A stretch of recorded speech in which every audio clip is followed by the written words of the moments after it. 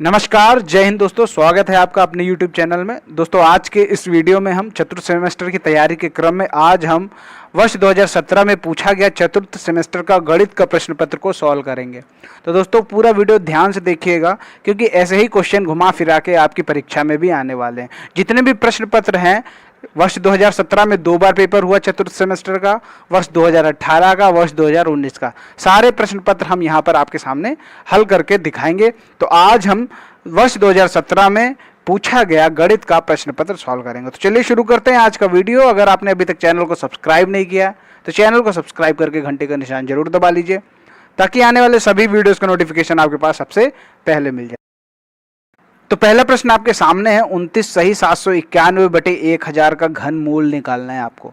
तो यहाँ पर आप देख सकते हैं ये कैसी भिन्न दे रखी है, मिश्र भिन्न। सबसे पहले इसे हम क्या करेंगे, इसे हम साधारण भिन्न में चेंज कर लेंगे, और साधारण भिन्न में चेंज करने के बाद हम इसका घनमूल निकाल लेंगे। तो जैसा कि आप यहाँ देख सकते हैं, हमने इसको क्या किया, सबसे पहले साधारण भिन्न में चेंज कर लिया।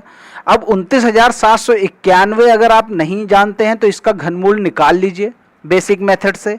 अगर जानते हैं तो सीधा 31 रखिए, और 1000 का जो घनमूल होगा वो होता है 10, तो 31/10 हो जाएगा इसका घनमूल। अब इसको सॉल्व कर लेंगे तो ये हो जाएगा 3.1।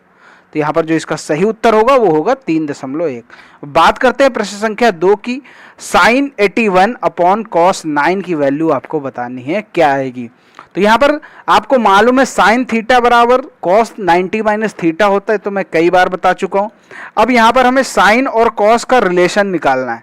sin और cos का रिलेशन आप निकाल लीजिए। तो sin 81 बराबर कितना हो जाएगा, cos 90 - 81। तो sin 81 जो 90 - 81 आएगा वो हो जाएगा 9। तो sin 81 की जो वैल्यू है वो cos 9 के बराबर है। तो आप चाहे sin 81 की जगह cos 9 रख दीजिए, या तो cos 9 की जगह 81 रख दीजिए। तो सीधी सी बात है, यहाँ पर देखिए sin 81 की जगह हमने यहाँ पर cos 9 रख दिया, और नीचे cos 9 पहले से ही है, तो cos 9 कट जाएगा, तो वैल्यू आपकी आ जाएगी 1। आसान सा प्रश्न था, आप दोबारा इसको देख सकते हैं।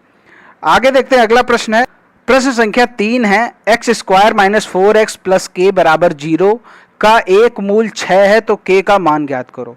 आपके सामने ये जो इक्वेशन दे रखी है, x² - 4x + k = 0, और इसका एक मूल दे रखा है 6।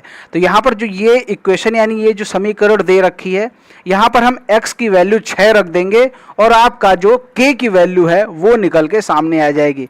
देखिए इसको कैसे करेंगे वो आप देखिए। तो यहाँ पर आप देख सकते हैं, हमने यहाँ पर x की वैल्यू 6 रख दी। तो यहाँ पर था x², तो हमने रख दिया 6²। यहाँ था -4x, तो यहाँ पर हमने रख दिया -4 × 6, और k वही सेम टू सेम है। अब आप इसको सॉल्व कर लीजिए। 6 का स्क्वायर होता है 36, 4 × 6 होगा 24, और k वैसे ही उतार दिया। अब 36 में जब 24 घटेगा तो आएगा 12, 12 + k = 0। अब जब ये 12 है बराबर के उस तरफ जाएगा तो माइनस में हो जाएगा, क्योंकि इधर क्या है, ये प्लस में है। तो k = -12। तो यहाँ पर जो इसकी वैल्यू आ गई k की, वो आ गई आपके सामने -12। बात करते हैं प्रश्न संख्या 4 की। 2 पासों को एक साथ फेंकने पर प्रति 10 समष्टि में कुल अवयवों की संख्या होगी। कितनी संख्या होगी अगर हम 2 पासों को एक साथ फेंक दें, तो कुल अवयव यानी कुल जो संख्या होगी वो कितनी होगी। तो वो होंगे आपकी 36, क्योंकि जब 2 पासे फेंके जाएंगे तो ये हो जाएगा 6 × 6 = 36। क्योंकि जब एक बार पासा फेंका जाएगा तो उसमें 6 अवयव आएंगे। 6 अवयव कैसे आएंगे ये आप समझ लीजिए। मान चलिए अगर आपने एक बार पासा फेंका तो या तो 1 आएगा, या तो 2 आएगा, या तो 3, या तो 4, या तो 5, या तो 6। तो आप ये गिन लीजिए कितने अवयव यहाँ पर हो रहे हैं, 6 अवयव हो रहे हैं। अगर इसी तरह हम 2 पासे फेंकेंगे तो 2 पासे में कुल मिलाकर 36 कंडीशन बनेंगी। कैसे होंगी, चलिए हम कुछ करके दिखा देते हैं। जैसे पहले पासे में 1 आएगा तो दूसरे पासे में 1 आ सकता है, या फिर पहले पासे में 1 आएगा तो दूसरे पासे में 2 आ सकता है। पहले पासे में 1 आएगा तो दूसरे पासे में 3 आ सकता है। और जो अगली कंडीशन होगी, अगर पहले पासे में 1 आ रहा है तो दूसरे पासे में 4 आ सकता है। इसी तरह 1 5 आ सकता है, 1 6 आ सकता है। तो ये कंडीशन हुई सिर्फ जब पहले पासे में 1 आ रहा है। तो यहां पर जब 1 आ रहा है तब 6 कंडीशन बन रही। इसी तरह जब 2 आएगा फिर 6 कंडीशन। तो इसी तरह 6 बार जब पासा फेंका गया तो 6 गुणे 6 कंडीशन बनी, कुल मिलाकर 36 कंडीशन आई। तो यहां पर जब 2 पासे एक साथ फेंके जा रहे हैं तो कुल अवयवों की संख्या होगी 36। आगे देखते हैं अगला जो प्रश्न है, संख्याओं 6 7 9 6 7 8 9 8 5 7 व 5 का बहुलक क्या होगा। बहुलक वही होता है जो सबसे ज्यादा बार संख्या है, तो वो संख्या है 7। आगे देखते हैं अगला प्रश्न है, प्रश्न संख्या 6 है, एक शंकु का आयतन 100 पाई घन सेंटीमीटर है। यदि आधार की त्रिज्या 5 सेंटीमीटर है तो उसकी तिरछी ऊंचाई ज्ञात करो। अब देखिए शंकु कैसे बनता है, ये आपका बन गया, ये आपका बन गया शंकु। तो यहां पर क्या बता रहे हैं, ये जो आपकी है ये चीज, ये है आपकी 5 सेंटीमीटर और जो इसका आयतन है वो 100 पाई घन सेंटीमीटर। अब पूछे तिरछी ऊंचाई ज्ञात करो। ये जो आपका है ये चीज, ये है तिरछी ऊंचाई। तो तिरछी ऊंचाई आपको यहां पर ज्ञात करनी है। कैसे यहां पर तिरछी ऊंचाई ज्ञात करेंगे, चलिए उसको हम लोग देखते हैं। तो ये आपके सामने डायग्राम भी बना हुआ है। तो सबसे पहले हम यहाँ पर क्या करते हैं, शंकु का आयतन रख लेते हैं। तो शंकु का आयतन हो गया 1/3 पाई आर स्क्वायर एच। तो देखिए हमें तिरछी ऊंचाई निकालने के लिए हमें ये h होना जरूरी है, क्योंकि ये r तो हमें पता है, ये h पता हो जाए तो ये हमारा पाइथागोरस थ्योरम लगाकर हम ये वाली तिरछी ऊंचाई निकाल लेंगे। तो सबसे पहले हम h निकाल लेते हैं। तो शंकु का आयतन का जो फार्मूला होता है वो फार्मूला रख देते हैं और वैल्यूज रख देते हैं, तो यहाँ से h हमें मिल जाएगा। तो आप देख सकते हैं यहाँ पर शंकु का आयतन की जगह 100 पाई रख दी, 1/3 पाई आर यानी त्रिज्या जो दे रखी थी वो 5 दे रखी थी, तो 5 स्क्वायर कर दिया इंटू एच कर दिया। अब यहाँ पर h की वैल्यू निकालने के लिए बाकी सारी वैल्यूज को उस तरफ भेज दीजिए। तो यहाँ ऊपर हो जाएगा 100 पाई और यहाँ नीचे था डिवाइड में था 3, तो इधर आ जाएगा आपका मल्टीप्लाई में 3 आ जाएगा। और यहाँ पर ऊपर था पाई और इंटू 5 स्क्वायर, 5 स्क्वायर का मतलब होता है 25, तो पाई और गुणे 25 ये नीचे आ गया आपका। अब सॉल्व कर लीजिए, पाई कट जाएगा, 25 चौको 100 हो जाएगा, तो 4 तियां 12, जो h आपके सामने आ गया वो आ गया 12। अब आप समझ सकते हैं कि ये आपका त्रिभुज बना हुआ है, ये 12 है और ये आपकी 5 है, तो ये कितनी होगी तिरछी ऊंचाई। तो इसको सॉल्व कर लीजिए, तिरछी ऊंचाई √h square plus r square. या तो आप इसको पाइथागोरस थ्योरम से भी कर सकते थे कि अगर आपको मान चलिए ये निकालनी है तो मान चलिए इसको हम x मान लेते हैं, तो x square h square plus r square, तो x की जो वैल्यू आएगी वो √h square plus r square हो जाएगी। तो वही यहाँ पर डायरेक्ट फार्मूला लगा दिया गया है, √h square plus r square. h है आपका 12, r है 5, तो 12 का स्क्वायर होगा 144, 5 का स्क्वायर होगा 25, 144 और 25 जोड़ेंगे आएगा 169, और जो 169 होता है वो 13 का स्क्वायर होता है। तो यहाँ पे जो तिरछी ऊंचाई निकल कर सामने आ गई 13 सेंटीमीटर। तो यहाँ पर आप ये देख सकते हैं, थोड़ा सा इसमें एक नंबर में थोड़ा बड़ा प्रश्न दे दिया, लेकिन करना तो आपको है ही। तो चलिए अगले प्रश्न की तरफ देखते हैं।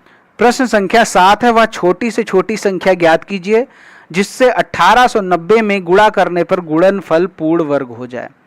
तो हमें क्या करना होगा, 1890 का क्या करना होगा, लासा निकालना होगा। तो 1890 का लासा जब निकालेंगे तो फिर उसके बाद जो उसके गुणनखंड आएंगे उनके हम जोड़े बनाएंगे, और जोड़े बनाने पर जिस नंबर का जोड़ा नहीं बनेगा उन्हीं नंबर का गुणा करना पड़ेगा, तब जाकर ये 1890 पूर्ण वर्ग होगा। यानी जिसका जोड़ा नहीं बनेगा उन सारे नंबर को आपस में गुणा कर लेंगे और वही इसका उत्तर होगा। कैसे करेंगे वो देखिए। तो यहाँ पर आप देख सकते हैं कि 1890 का हमने यहाँ लासा निकाला है, इसके बाद यहाँ पर इसके हमने गुणनखंड किए हैं। तो आप देख सकते हैं 2 से काटा, 3 से, 3 से, 3 से, 5 से, 7 से। अब यहाँ हमने इसके गुणनखंड लिख दिए। 1890 बराबर 2 गुणे 3 गुणे 3 गुणे 3 गुणे 5 गुणे 7। तो आपने यहाँ देखा केवल 3 का जोड़ा बनना है, बाकी किसी का जोड़ा नहीं बनना। तो जितने का जोड़ा नहीं बनना है उन सभी को गुणा कर लीजिए और जो उत्तर आए वही आपका उत्तर होगा। यानी 210 का जब हम 1890 में गुणा कर दें तो ये 1890 पूर्ण वर्ग हो जाएगी। ठीक है, चलिए अगला प्रश्न देखते हैं। प्रश्न संख्या 8 है, ये चतुर्भुज के अंतःकोणों का अनुपात 3, 4, 5, 6 हो तो सबसे बड़े कोण का सबसे बड़े कोण को ज्ञात कीजिए। यहाँ पर देखिए अनुपात दे रखा है और सबसे बड़े कोण के बारे में पूछा है, तो हम मान लेते हैं यहाँ पर कोण जो है वो x है, तो जो पहला कोण होगा वो 3x हो जाएगा, 4x, 5x और 6x। तो जो सबसे बड़ा कोण है वो है 6x। अब आपको ये भी मालूम है जब चतुर्भुज के जितने भी अंतः कोण होते हैं उनका योग 360 होता है। तो सारे कोणों को आप जोड़ दीजिए, 3x plus 4x plus 5x plus 6x, इन सभी को जोड़कर 360 के बराबर कर लीजिए। तो यहाँ पर x की वैल्यू आ जाएगी और उसके बाद जब x की वैल्यू आ जाए तो आप उसको 6x में रख दीजिए, वही आपका सबसे बड़ा कोण हो जाएगा। x की वैल्यू आ गई 20, अब 20 वैल्यू आ गई तो 6 इंटू एक्स करेंगे, 6 इंटू 20 करेंगे, हो जाएगा ये 120। तो यहाँ पर जो सबसे बड़ा कोण आपके सामने निकल आया वो होगा 120। यहाँ पर आप देख सकते हैं हमने इन सभी को जोड़कर 360 के बराबर कर दिया है, क्योंकि चतुर्भुज के अंतः कोणों का योग 360 होता है और त्रिभुज के अंतः कोणों का योग भी याद होना चाहिए आपको, वो होता है 180। चलिए अगला प्रश्न देखते हैं। प्रश्न संख्या 9 है, यहां देख सकते हैं जो क्यूब रूट है वो 343 माइनस का और इंटू 512। अब 343 जो होता है वो होता है 7 का क्यूब और माइनस 343 है तो ये होगा -7। 512 किसका होता है? 8 का। तो अब इन दोनों का गुणा कर दीजिए, 8 सत्ते 56, माइनस का 56 इसका उत्तर आ जाएगा। ये जो 3 बाहर लगा हुआ है इसका मतलब है कि ये क्यूब रूट है। अगर ये 3 की जगह कुछ भी ना होता तो हम समझते कि ये स्क्वायर रूट है। स्क्वायर रूट मतलब वर्गमूल है ये, लेकिन यहाँ पर 3 लिखा हुआ है, इसका मतलब ये घनमूल है। तो जब घनमूल है तो 343 का घनमूल होगा 7, 512 का होगा 8। अब यहाँ पर 343 में माइनस लगा है तो -7 आएगा, 8 है तो 8 लिख दिया, 7 8 56, माइनस का उत्तर आ जाएगा। अगला प्रश्न है, एक पासा उछालने पर अभाज्य संख्याओं का समुच्चय ज्ञात कीजिए। अब एक बार पासा उछालेंगे तो 1 से लेकर 6 तक नंबर आ सकते हैं, या तो 1 आएगा, या तो 2, या तो 3, या तो 4, या तो 5, या तो 6। अब यहाँ पर यह बताया जा रहा है कि अभाज्य संख्याओं का समुच्चय निकालिए, समुच्चय ज्ञात कीजिए। तो समुच्चय लिख देते हैं, ये वाला ब्रैकेट बनाएंगे, मंझला ब्रैकेट। अब अभाज्य संख्याएं इसमें कौन कौन सी हैं? 2, 3 और 5, ये हैं आपकी अभाज्य संख्याएं। तो एक पासा उछालने पर अभाज्य संख्याओं का समुच्चय जो बनेगा वो बनेगा 2, 3, 5। सबसे छोटी अभाज्य संख्या कितनी होती है वो हमें आप नीचे कमेंट करके बताइए, अगर आपको पता है कि सबसे छोटी अभाज्य संख्या कौन सी होती है। कई बार प्रश्न पूछा गया डीएलएड में, यूपी टेट में और सुपर टेट में, सब में पूछा जा चुका है। ये प्रश्न बहुत इंपॉर्टेंट है, आपको जरूर पता होना चाहिए। अगला जो प्रश्न है, एक 25 सेंटीमीटर भुजा वाले वर्गाकार कागज को मोड़कर बेलन बनाया गया है, बने बेलन का वक्र पृष्ठ ज्ञात कीजिए। तो चलिए इस प्रश्न को हम आपको लाइव करके दिखाते हैं। यहाँ पर आप देखेंगे प्रश्न संख्या 11 क्या लिखा हुआ है, एक 25 सेंटीमीटर भुजा वाले वर्गाकार कागज को मोड़कर बेलन बनाया गया है, बने बेलन का वक्र पृष्ठ ज्ञात करना है। तो वक्र पृष्ठ कैसे ज्ञात करेंगे? तो उसके लिए तो हमें वक्र पृष्ठ का फॉर्मूला भी आना चाहिए और उसके बाद जो वर्गाकार है उसको हमें बेलन बनाना है। तो उसको हम कैसे बनाएंगे ये भी चीज हमें क्लियर होनी चाहिए, ठीक है। तो चलिए हम सबसे पहले लिख लेते हैं वक्र पृष्ठ का फॉर्मूला क्या होता है, 2πRh। 2πRh ये बेलन का वक्र पृष्ठ का फॉर्मूला है, ठीक है, 2πRh। तो सबसे पहले अब हमें क्या करना है कि जो वर्गाकार कागज है उसको बनाना है बेलन। तो ये आपका मान लीजिए वर्गाकार कागज, ठीक है, इसकी जो भुजा है वो 25 सेंटीमीटर। अब हमें क्या करना है, हम इसको क्या करते हैं, बीच से मोड़ते हैं, ठीक। तो ये जब मोड़ेंगे तो ये कुछ ऐसा बन जाएगा, ठीक है, ये आपका बन गया बेलन, ठीक है, ये बन गया बेलन। अब हमें क्या करना है, यहाँ पर जो इसकी ऊंचाई होगी, ठीक है, जो इसकी ऊंचाई होगी वो वर्ग की भुजा के बराबर होगी। तो वर्ग की भुजा कितनी है, 25, क्योंकि आप देख रहे हैं जब इसको ऐसे मोड़ा जा रहा है तो इसकी जो ऊंचाई होगी वो भुजा के बराबर होगी। लेकिन जो इसकी जो त्रिज्या है, जो हमें आर निकालना है, आर कैसे निकालेंगे? जो ये आपका परिधि होगी, ये जो है वर्ग की भुजा के बराबर होगी, क्योंकि ये वर्गाकार है तो इसकी लंबाई चौड़ाई सब समान है। तो ये जो लंबाई है ये ऊंचाई के बराबर हो जाएगी, और ये जो आपकी त्रिज्या निकालने के लिए हमें क्या करना पड़ेगा? यहाँ पर परिधि का फॉर्मूला का इस्तेमाल करना पड़ेगा। तो यहाँ पर है आपकी परिधि, आपको जो टोटल दे रखी है ये भी आपकी 25 हो जाएगी, क्योंकि यहाँ पर जो वर्गाकार भुजा है तो लंबाई भी उतनी ही, चौड़ाई भी उतनी, तो परिधि हो जाएगी 25। तो परिधि हमारे पास 25 है, तो परिधि का फार्मूला लगा दीजिए, 2 पाई आर बराबर 25। तो 2 इंटू 22/7, पाई की वैल्यू होती है 22/7 इंटू आर बराबर 25। तो अब वैल्यूज को उधर भेज दीजिए, 25/7/22 तो आर की वैल्यू यहाँ पर आपके सामने निकल के सामने आ गई, 25/7/22 तो इसको आप सॉल्व कर लीजिए। सॉल्व करने पर कितना आता है वो देख लेते हैं। तो ये इसको सॉल्व करने पे आया 175/44, तो ये हो जाएगा आर यानी त्रिज्या। अब इसको वक्र पृष्ठ के फार्मूले में अप्लाई कर दीजिए। तो 2 पाई, पाई मतलब 22/7, आर कितना है 175/44 गुणे एच कितना है 25। अब इसको आप सॉल्व कर लीजिए, आपका उत्तर आ जाएगा। अब 22 दूना 44 हो जाएगा, 2 से 2 कट जाएगा।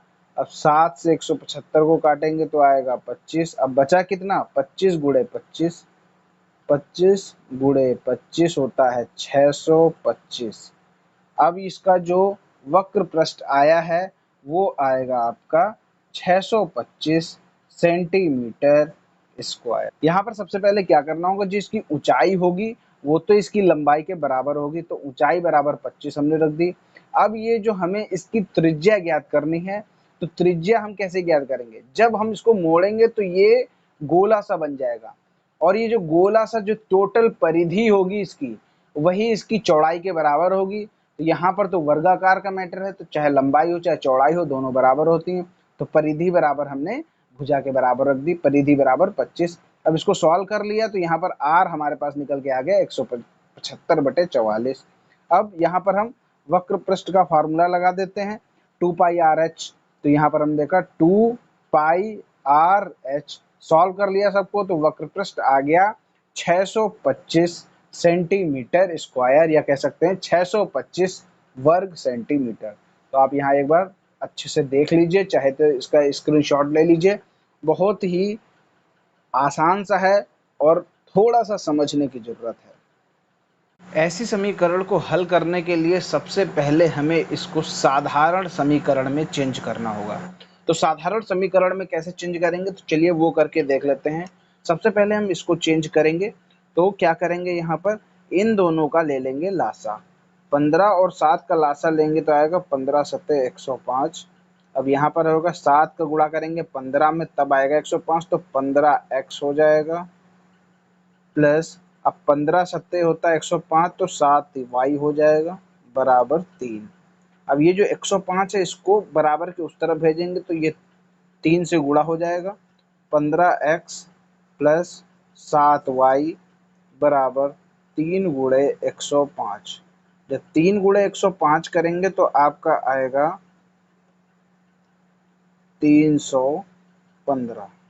ठीक है, ये आ गया आपका 315। तो ये आपने देखा एक ये साधारण समीकरण में चेंज हो गया। अब उसी तरह इसको साधारण समीकरण में चेंज कर लेते हैं। तो 2 और 5 का हम लासा लेंगे तो आएगा 10।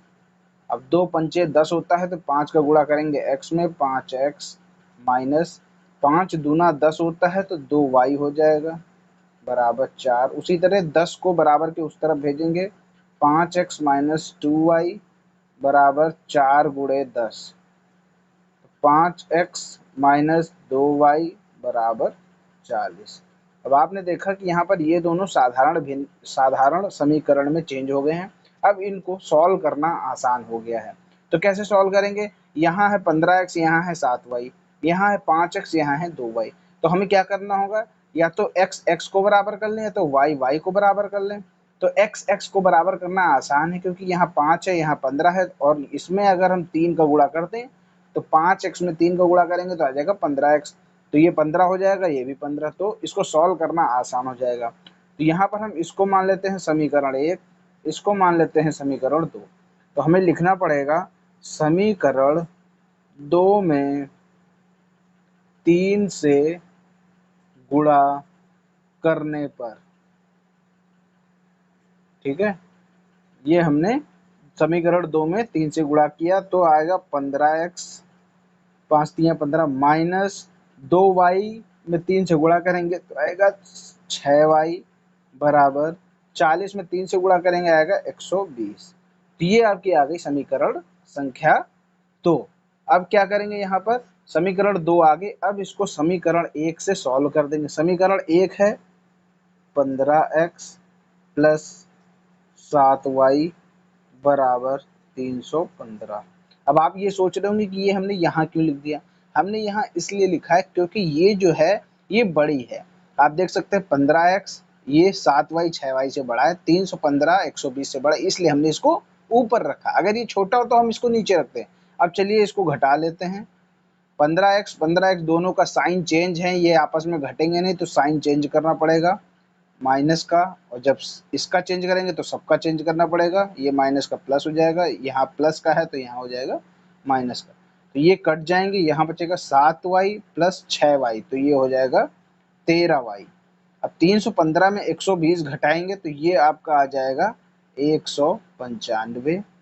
तो y बराबर 195 बटे 13, तो जो y की वैल्यू आ गई 13 एकम 13, 6 13 25 65, तो y की वैल्यू आपकी आ गई 15।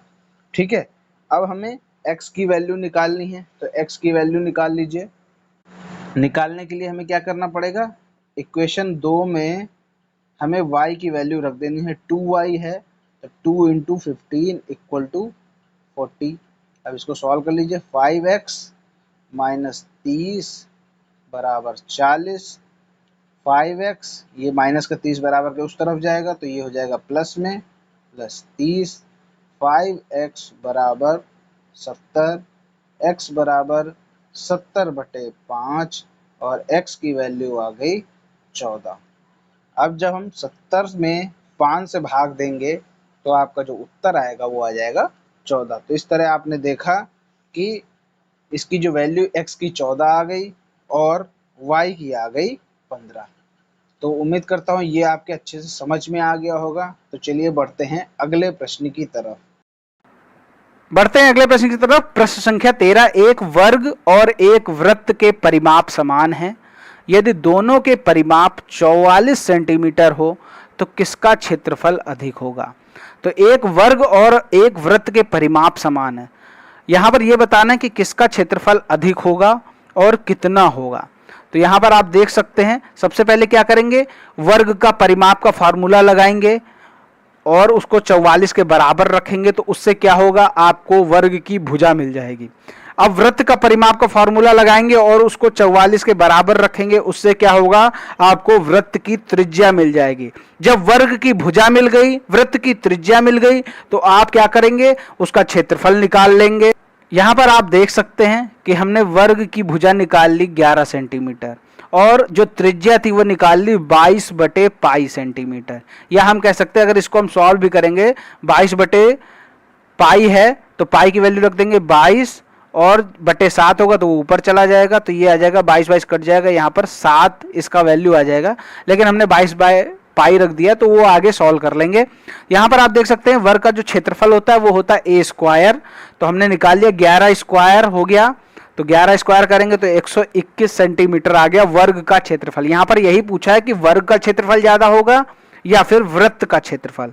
अब वृत्त का क्षेत्रफल निकाल लेते हैं। वृत्त का क्षेत्रफल होता है पाई आर स्क्वायर, तो पाई इंटू आर स्क्वायर कर देंगे, 22 बटे पाई है तो इसको 22 बटे पाई इंटू 22 बटे पाई, क्योंकि स्क्वायर था तो 2 बार हमें गुणा करना पड़ा।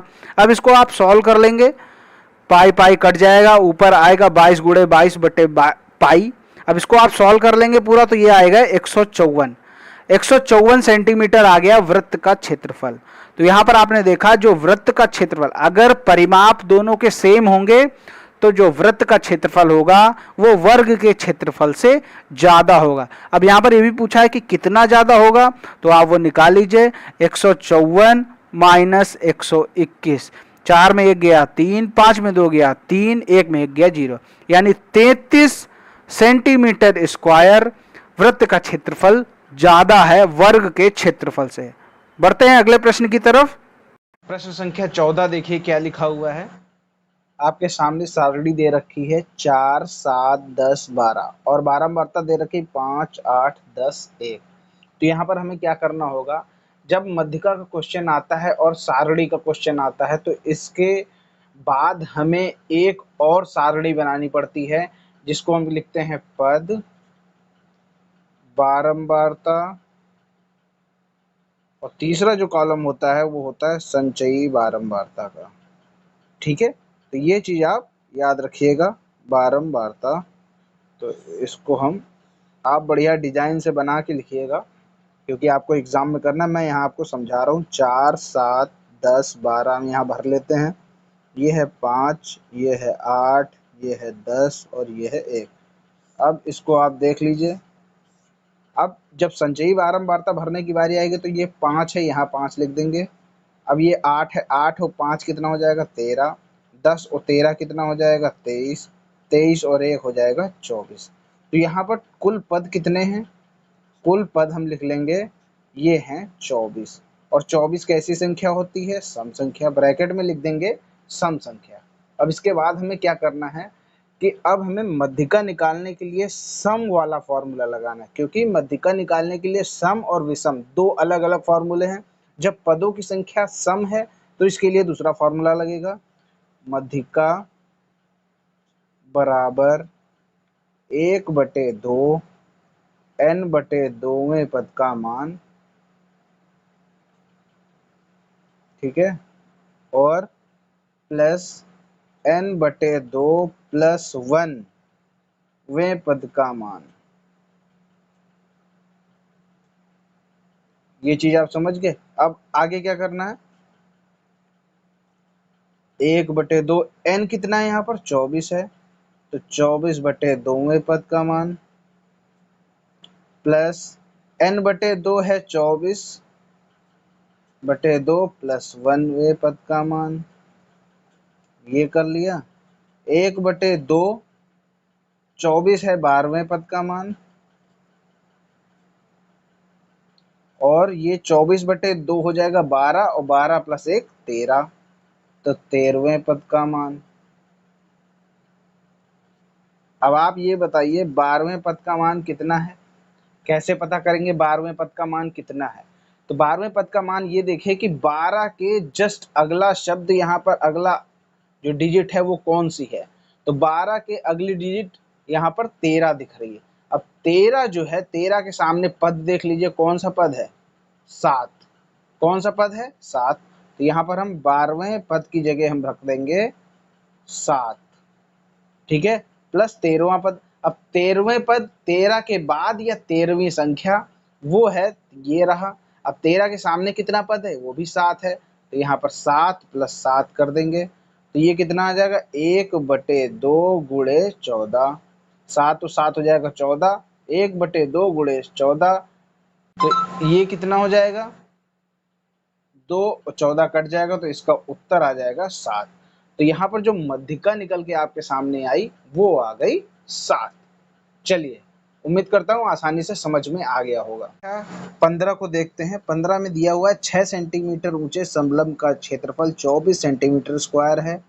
यदि समांतर भुजाओं में से एक भुजा 6 सेंटीमीटर है तो दूसरी भुजा की लंबाई ज्ञात कीजिए। तो यहाँ पर हम क्या करेंगे, सबसे पहले लिख लेंगे समलंब का क्षेत्रफल।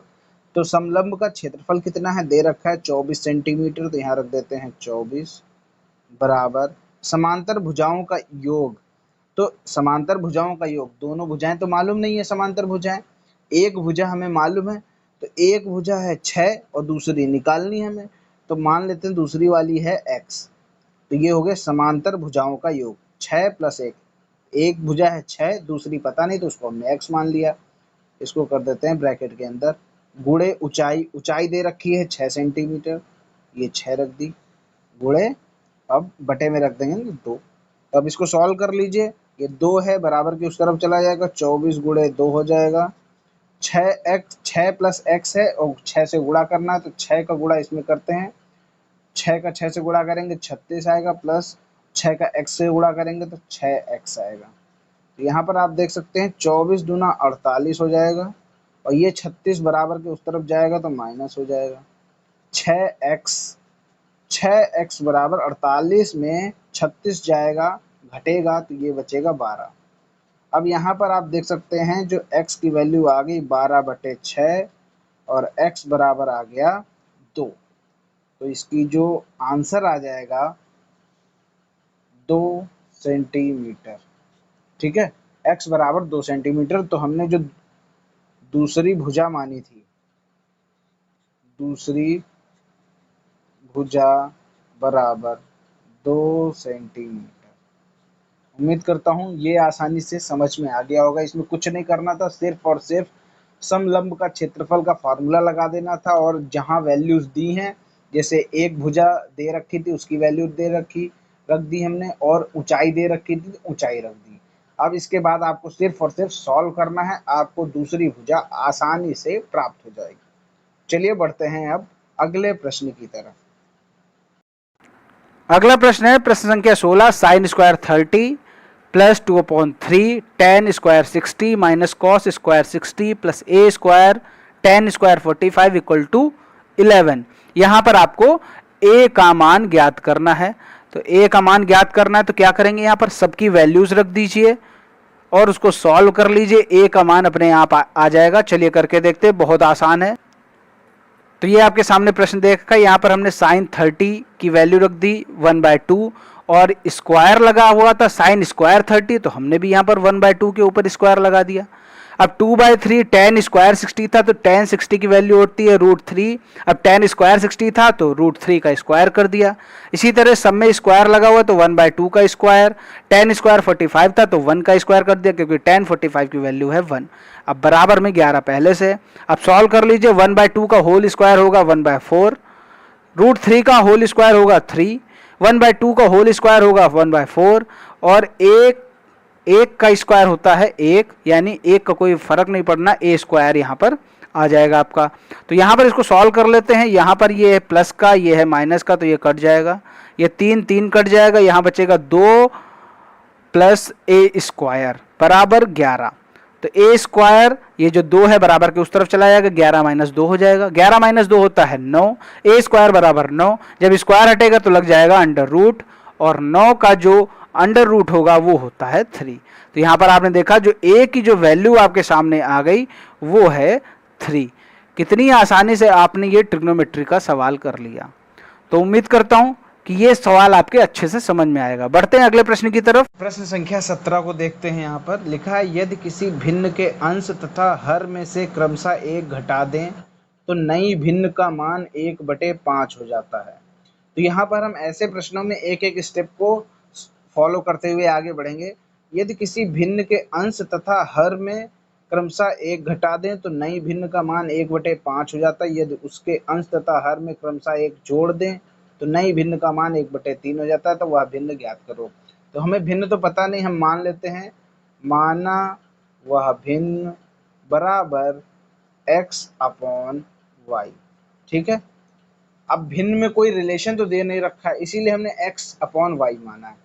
तो यहाँ पर लिखा है किसी भिन्न के अंश तथा हर दोनों में 1 घटा दें। तो ये लीजिए हमने 1 घटा दिया, तो इसका मान क्या हो जाता है 1/5। यदि उसके अंश तथा हर में 1 जोड़ दे तो नई भिन्न का मान हो जाता है 1/3। तो यहाँ पर हम कर देते हैं, दोनों में 1 जोड़ देते हैं। ये लीजिए हमने जोड़ दिया, 1/3 इसका मान आ गया। अब ये प्रश्न वैसे ही प्रश्न बन गया जो हम पहले कर चुके हैं। ये जटिल दे रखा है, जटिल समीकरण हो गई। अब इसको हम साधारण समीकरण में चेंज कर लेते हैं। कैसे चेंज करेंगे, इसको तिर्यक गुणा कर लेते हैं, साधारण समीकरण में चेंज होएगा। 5 का गुणा कर देंगे x - 1 में, 5 x - 1 में गुणा कर देंगे और ये हो जाएगा y - 1। तो 5x माइनस 5y माइनस 1। अब y और x को एक तरफ कर लो, संख्याएं एक तरफ कर लो। 5x ये y प्लस में इधर आएगा तो माइनस में हो जाएगा, और ये माइनस में उधर जाएगा तो प्लस में हो जाएगा। तो 5 माइनस 1, 5x माइनस वाई बराबर 4। इसी तरह इसको सॉल्व कर लेंगे, तिर्यक गुणा करेंगे तो 3x प्लस 3 आ जाएगा, और y प्लस 1 का 1 में गुणा करेंगे तो y प्लस 1 आ जाएगा। 3x, y को इधर ले आएंगे माइनस वाई, ये 3 उधर चला जाएगा तो 1 माइनस 3x माइनस वाई बराबर माइनस का 2। 3 में 1 घटेगा 2, और चिन्ह हमेशा बढ़ेगा लगेगा। चलिए आगे करके देखते हैं आगे क्या होगा। ये है समीकरण 1 और ये है समीकरण 2। हम यहाँ पर लिख सकते हैं कि स्टेटमेंट ये समीकरण 1 और समीकरण 2 को सॉल्व करने पर या हल करने पर। तो चलिए इसको हल कर लेते हैं। 5x माइनस वाई बराबर 4, इसी के नीचे रख देंगे समीकरण 2 को। 3x माइनस वाई बराबर माइनस का 2। सॉल्व करेंगे। अब यहाँ पर देख सकते हैं वाई वाई कट रहा है। जब वाई वाई, जब देखिए यहाँ पर वाई और वाई, यहाँ अगर कोई वैल्यू समान न होती तो हम क्या करते, उनमें वैल्यू को समान करने के लिए गुणा करते, जैसे हमने पिछले वाले प्रश्न में किया था। तो यहाँ पर पहले से ही समान है y और ये y दोनों समान है, तो क्या करेंगे, इसको सॉल्व कर लेंगे सीधा। अब यहाँ पर दोनों का साइन जो है वो सेम है। जब दोनों के साइन सेम होते तो वो घट नहीं पाते, तो हमें क्या करना पड़ेगा, साइन चेंज करना पड़ेगा। तो इसका हमने कर दिया प्लस। अब जब इसका किया तो सारे का करना पड़ेगा, जितने नीचे, यहाँ प्लस है यहाँ करना पड़ेगा माइनस, यहाँ माइनस है यहाँ करना पड़ेगा प्लस। ये y माइनस का ये प्लस का y कट जाएगा। अब ये 4 प्लस का ये प्लस का 2, तो ये जुड़ जाएगा, 4 और 2 6। 5x माइनस 3x हो जाएगा 2x। तो x की जो वैल्यू आएगी 6/2 x बराबर 3। तो यहाँ पर x की वैल्यू आ गई 3, लेकिन हमें चाहिए क्या, हमें चाहिए x अपॉन वाई। अभी y की भी वैल्यू, हमें y की वैल्यू ज्ञात कर लेते हैं। तो जो x की वैल्यू है समीकरण 2 में रखते हैं। x का मान समीकरण 2 में रखने पर, ये आपको पूरा लिखना है। तो चलिए हम रख देते हैं, x का मान रखते हैं 3 इंटू 3, क्योंकि यहाँ x है 3 वैल्यू रख दी, ये 3 यहाँ वाला, और x की वैल्यू 3 रख दी हमने। y की पता करनी है माइनस 2। अब सॉल्व कर लीजिए। 9 minus y minus 2 minus y minus 2, और ये प्लस में उधर जाएगा माइनस में हो जाएगा। तो जो y की वैल्यू आ जाएगी, आएगी -11 आ गया। अब माइनस माइनस कट जाएगा तो y की वैल्यू आ गई 11। तो हमारे सामने जो भिन्न थी, भिन्न को हमने माना क्या था, हमने भिन्न को माना था x अपॉन वाई। तो x आपके सामने आ गया 3 था, और y आपके सामने आ गया था 11। तो यहाँ पर जो आपकी भिन्न निकल कर सामने आई वो आ गई 3/11। उम्मीद करता हूँ आसानी से ये प्रश्न आपके समझ में आया होगा। तो चलिए बढ़ते हैं नेक्स्ट क्वेश्चन की तरफ। तो ये है प्रश्न संख्या 18। अब यहाँ पर आप देख सकते हैं साफ साफ दिया हुआ है कि O वृत्त का केंद्र है, AEB बराबर 130 है तथा EBC बराबर 20 है। तो BDA का मान ज्ञात करना है। तो यहाँ पर हमें BDA कितना होगा ये आपको ज्ञात करना है। और BDA है कहाँ, ये रहा BDA, यानी इसकी बात हो रही है कि ये कितना है। अब आप देख सकते हैं अगर हम BDA निकालना चाहते हैं तो हमें त्रिभुज BDA में संपर्क करना पड़ेगा। और त्रिभुज BDA की बात करें तो त्रिभुज BDA में कोई भी एंगल प्रश्न के मुताबिक नहीं दिया हुआ है। दिया है तो केवल AEB, और दूसरा दे रखा है EBC। तो हमें इसके जो बराबर एंगल है उसकी तरफ ध्यान देना पड़ेगा। इसके बराबर कौन सा एंगल है, एंगल C है, एंगल D के बराबर। क्यों है, क्योंकि ये एक ही जीवा पर बने कोण है। ठीक है, ये रहा AB, ये जीवा है, और AB पर बने दो कोण हैं, एंगल C और एंगल D। देखिए AB जो जीवा है वो दोनों त्रिभुज का आधार है। तो यहाँ पर हम कह सकते हैं जो एंगल C है वो एंगल D के बराबर है। अब एंगल C को निकालना थोड़ा आसान है। कैसे आसान है, चलिए उसको हम देख लेते हैं कैसे हम इसको एंगल सी को निकाल सकते हैं। आप यहाँ पर देख रहे हैं ये लाइन जा रही है ए ई सी। आपको मालूम है जब कोई लाइन जाती है तो उसका एंगल कितना होता है, 180 होता है। तो यहाँ पर हम देखिए जो ट्रायंगल है बी ई सी, ये बी ई सी, हम क्या करें 20 निकाल लें। 20 तो पहले से दे रखा है, हम ये वाला ई निकाल लें। ठीक है, जब ये निकल आएगा तो ये भी आसानी से निकल आएगा। तो चलिए इसको निकाल लेते हैं। आपका जो angle A E B plus angle B E C बराबर होगा 180। ये वाला जो एंगल है ये आपका टोटल 180 है, लेकिन ये दे रखा है 130, ए ई बी दे रखा है 130, तो बी ई सी निकाल लेते हैं। तो बी ई सी कितना आ जाएगा, 130 इसकी वैल्यू रख दी, प्लस बराबर 180, एंगल बी ई सी आ जाएगा आपका 130 उधर जाएगा तो 180 में 130 घट जाएगा तो आएगा 50। तो ये जो आपका निकल के सामने आ गया ये आ गया 50। अब बात करें त्रिभुज बी ई सी की, त्रिभुज बी ई सी में अब आप देख सकते हैं बी ई और C, angle B E C plus angle E B C plus angle B C E बराबर 180 होगा, क्योंकि त्रिभुज के अंतःकोणों का योग 180 होता है। तो आपने ई बी सी के तीनों एंगल लिख लिए और उनको 180 के बराबर कर दिया। अब सबकी वैल्यूज रख दीजिए। बी ई सी दे रखा है 50, ई बी सी प्रश्न में ही दे रखा है 20 है, ये 20 रख दिया। अब बी सी ई की वैल्यू निकाल लीजिए, बी सी ई ये 50 ये 20 हो गया 70। अब बराबर के उस तरफ जाएगा तो हो जाएगा माइनस का 70, तो 180 माइनस 70 हो जाएगा 110। तो यहाँ पर बी सी ई की जो वैल्यू आ गई, बी सी ई की वैल्यू आ गई 110, और जो एंगल बी सी ई है वो एंगल ए डी बी या बी डी ए जो भी कहें इसके बराबर है। तो जो बी डी ए एंगल होगा,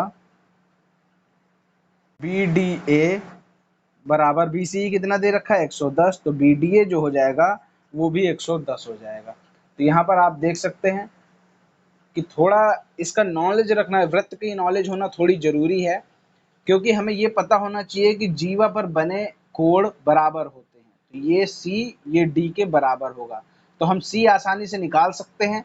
तो हमने सी निकाल लिया और उसके बाद सी को डी के बराबर कर दिया, तो ये आपके सामने 110 निकलकर सामने आ गया।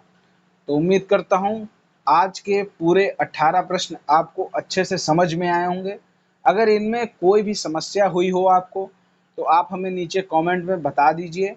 दोस्तों इसी तरह हम सभी वर्षों में, जितने भी वर्षों में पिछले प्रश्न पत्र आए हैं, सभी को बारी बारी से हल करेंगे। तो दोस्तों उम्मीद करता हूँ ये वीडियो आपको काफ़ी पसंद आया होगा, सारे प्रश्न आपको समझ में आ गए होंगे। अगर फिर भी कहीं कोई समस्या आ रही है तो आप हमें नीचे कमेंट बॉक्स में बता सकते हैं, हम उस समस्या का भी समाधान करेंगे। दोस्तों वीडियो अच्छा लगा हो तो वीडियो को लाइक करें, शेयर करें, और चैनल को अगर अभी तक सब्सक्राइब नहीं किया तो चैनल को सब्सक्राइब करके घंटी का निशान जरूर दबाएँ। मिलते हैं अगले वीडियो में, तब तक के लिए जय हिंद, जय भारत।